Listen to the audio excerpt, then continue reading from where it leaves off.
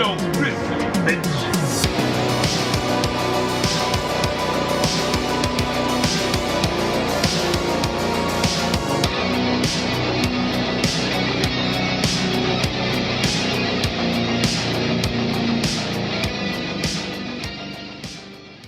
What up, Militia? I'm Mean Joe Grizzly, and when I'm not working in a mortuary that is seemingly haunted by the demons of souls past, I'm at the Grizzly Cave, watching a review of movies while, of course, crushing beers.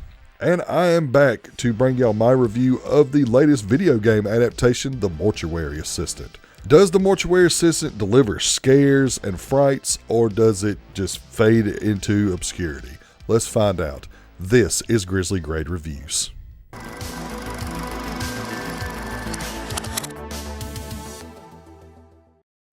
So The Mortuary Assistant is a story of this recovering addict who gets a job as a mortuary assistant at this local mortuary where it is ran by this really creepy dude. And one night, pretty much the night that she finally got hired and passed her little exam practical, she gets called in late at night to go and embalm several bodies, and then terror ensues. So when this movie was announced, it wasn't something that was really on my radar. I'd never played the video game, but I actually was given a screener of this movie. It was, in fact, the first screener that I've ever received, so I was really excited to check this out, considering that situation. And going into it, again, I had no expectations. It was something that I didn't really even care about, and after watching it, I have to say that it was a lot of wasted potential, unfortunately.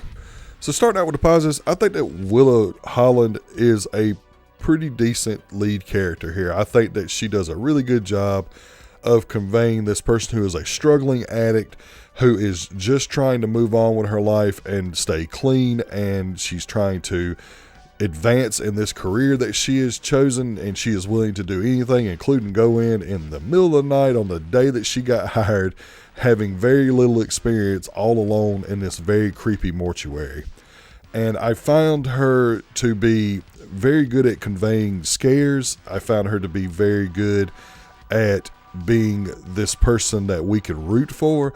But in particular, I found her to be pretty damn sinister and pretty damn spooky when she gets possessed by this demon that is residing over this mortuary. I like the concepts that they are going for in this movie. Again, I had never played the game before, but I could say that the possession / demon genre has been done absolutely to death, and nothing really new comes out. It's kind of the same shit, rinse and repeat. And when someone tries to do something different, I really appreciate it. And I feel like that the concepts and the ideas that they had with this, whether they are something that they did unique to the movie or something that they did with the game, I think they did a really good job of trying to make this a unique experience. It's something to be said when you have one of the most played out and the most done to death subgenres of horror, and then someone decides to bring something new to the table, and that's something that I'm always going to champion.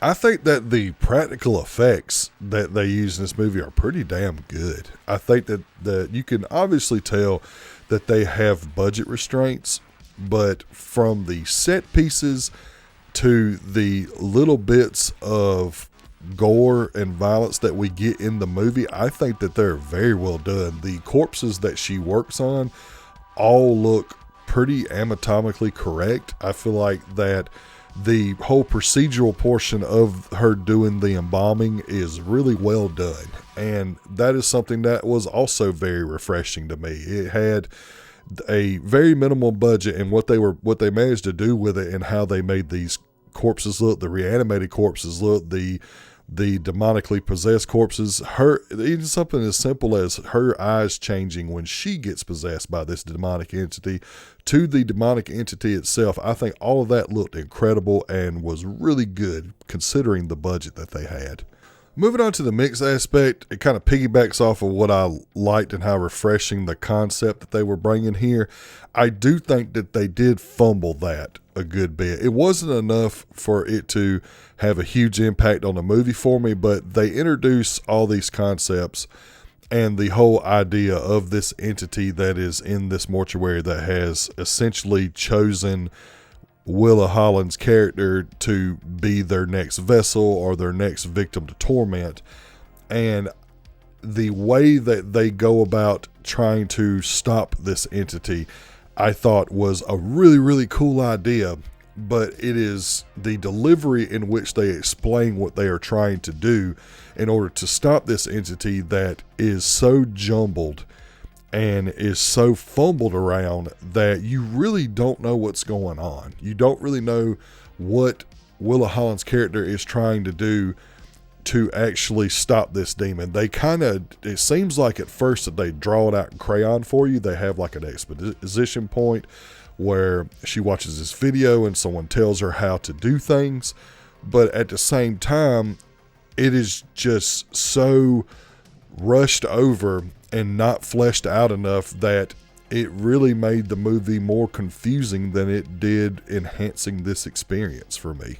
And that kind of transitions into the next part where I feel like the writing of the movie is there. I think that it has a competent plot line and script and screenplay, but the problem is it's not executed properly for me. At least for me, it's not. I think that if this was in the hands of maybe a better director or an editor, the writing in this movie could have been incredible. But unfortunately, it's just fumbled so badly that it does affect the movie, but it doesn't affect it as much as my next points and my negatives. And going into my negatives, I think that the biggest problem that this movie has is its editing. And the only reason why I can draw a conclusion that it has to be the editing and not the writing is because, like I said before, the ideas and the concepts and the foundation of what's going on in this movie is there. But the movie is super choppy. It feels like that certain scenes are placed in certain moments that it shouldn't have been placed there. Or they were to the point that it's chopped up to a point where there are scenes that when they transition to the next scene, certain things are completely gone in that scene. Like, for instance, there is a scene where Willa Holland's character has to kind of self-harm, and in the split second later, that wound is not there. It is completely absent from the character. There are scenes where certain things she does to some of these corpses are like obvious things that you would see if the thing happened and then you seen the corpse right after. You would notice that was there. That is completely not there. It just felt like when they were editing the movie, they took a scene that was completely shot way after here and didn't transition it properly to its proper scene. And I understand that movies are not shot in order and everything, but if I'm going to be honest, either we have to accept that the editing is really bad, or we have to accept that they just made a bunch of goofs. And either way, it is not good for this movie, and it definitely impacted it for me, to the point that the editing is so bad in the movie that I don't even know what the hell is going on in this movie past the hour mark. It gets to a point where you think, okay, it kind of feels confusing now because Willa Holland's character is descending into madness. She doesn't know what is reality and what is fiction. But at the same time, you notice those little changes and it's never addressed in a movie. Like if she self-harmed and then in the very next scene, it's not there and she never addresses it, I'm considering that a goof or a bad job of editing, and it really, really affected my experience of this movie. I also found the character of Willa Holland's boss to be one of the most wooden actors I have ever seen in a movie. The guy literally has no emotion, even if there is moments of him having heightened emotion where he is raising his voice or yelling. It just does not seem human at all. He's kind of just a robot that is walking in the scene, and he doesn't even seem like a real person. And it's nothing personal against that actor. I just found his performance to be super lacking, to the point that it took this movie from being a B movie that has A-list charm because the performances are good and certain aspects of the movie are good, to a movie that is a B movie with one really good lead and one co-lead that is absolutely horrible at their job. And again, it's nothing personal to that actor. I just found his role to be extremely phoned in and extremely wooden and robotic. And to go along with the editing and stuff I was talking about before, not only did the editing make the movie chopped up and feel really weird and very confusing and really not letting the audience know what the hell is really going on, I also think that there is a lot of repetitiveness in this movie. And that kind of goes back to what I was saying about my last review with Iron Lung. In Iron Lung, they took that gameplay mechanic and they did it to death so much that it just becomes repetitive. Go to control center, hit the X-ray button. Go to control center, hit the X-ray button. Look up at the loudspeaker, listen to what it has to say. Control panel, X-ray button. They kind of done the same thing with this. We don't need to see Willa Holland do the entire embalming process and then watch her roll each body back one by one in its entirety. We can have her heading that direction and then cut to the body going into the freezer. We don't have to watch it all in its entirety over and over again.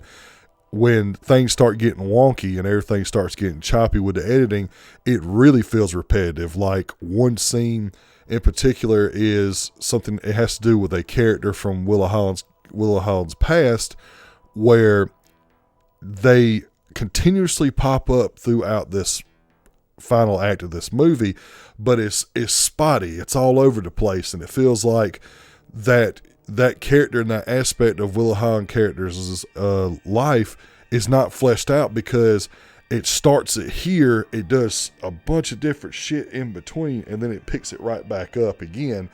And when it does that, it becomes this repetitive thing, like, oh, not this guy again. Oh, why is this guy still coming back? I thought we finished with that. Or just things that work in a game don't always work in the movie. And unfortunately, that also affected the experience for me in this movie.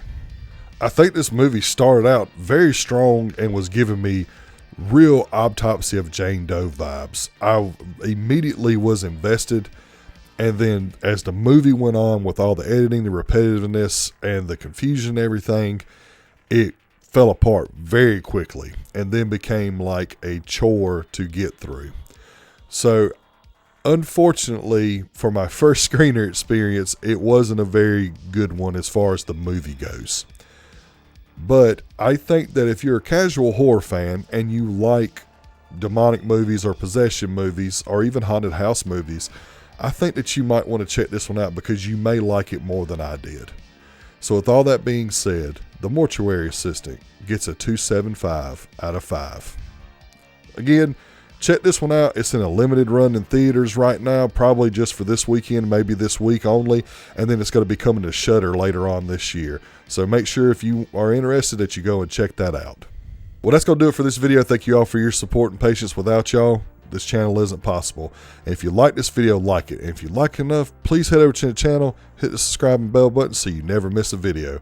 Also, please follow me on all social media platforms so you can get channel updates, movie news, and all forms of badassery. If you click right here, you'll see my review for Cold Storage. And if you click right here, you'll get access to all my Grizzly Grade reviews so far. And until next time, remember, I'm Joe Grizzly, bitch.